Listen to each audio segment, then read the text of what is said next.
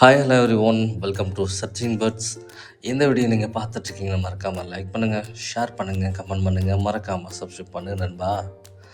நம்ம இந்த வீடியோவில் என்ன பார்க்க போகிறோன்னா, தேனி புதிய ரயில்வே நிறுத்தம், அதாவது ரயில்வே ஸ்டாப். இது கலெக்டரேட் ஆஃபீஸுக்கு ஆப்போசிட்டில் இருக்குது. அதாவது பார்த்திங்கன்னா இது பழைய ரயில்வே நிலையம் தான். ஸோ இதுக்கு முன்னாடியுமே 2010க்கு முன்னாடி இங்கே ஒரு ரயில்வே ஆஃபீஸ் இருந்திருக்கு.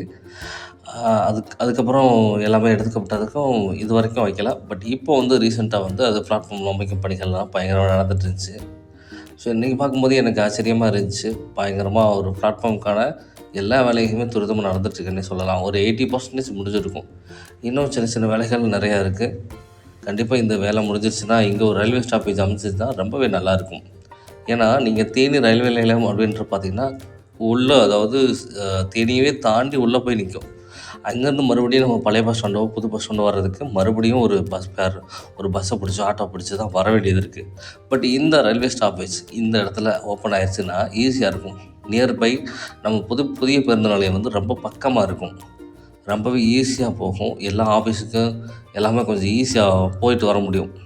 அதாவது நமக்கு சேவைகள் கொஞ்சம் பக்கமாகவே கிடைக்கும். அவ்வளோ தூரத்துக்கு போயிட்டு மறுபடியும் ரிட்டன் இங்கே வர்றது காட்டிலும் இந்த இடத்துல இறங்கி போகிறது ரொம்பவே யூஸ்ஃபுல்லாக இருக்கும். அது எல்லாருக்குமே ஒரு பெனிஃபிட்டான ஒரு விஷயம் இந்த ரயில்வே நிறுத்தம் வர்றது. இது எப்போ ஓப்பனிங் தெரில. கண்டிப்பாக சீக்கிரமாக ஓப்பன் பண்ணால் நல்லாயிருக்கும். ரொம்ப நாள் வேலை நடந்துகிட்ருக்கு. அடுத்த வீடியோவில் அடுத்த அப்டேட் பார்க்கலாம் நண்பா. மறக்காமல் வீடியோ லைக் பண்ணுங்கள், ஷேர் பண்ணுங்கள், கமெண்ட் பண்ணுங்கள், மறக்காமல் சப்ஸ்கிரைப் பண்ணுங்கள் நண்பா. அடுத்து நம்ம என்ன வீடியோ போடலாம் அப்படின்றதையும் நீங்கள் கமெண்ட் பாக்ஸில் கமெண்ட் பண்ணலாம். வணக்கம் நண்பா.